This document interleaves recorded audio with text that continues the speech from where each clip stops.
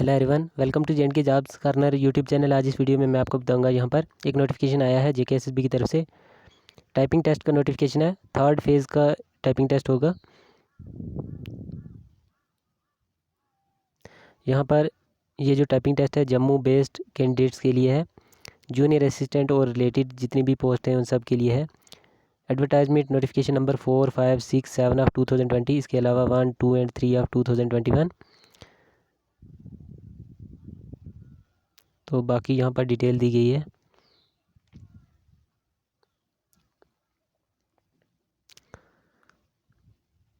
कोई भी क्वेश्चन हो टाइपिंग टेस्ट के रिलेटेड तो आप कमेंट कर सकते हो।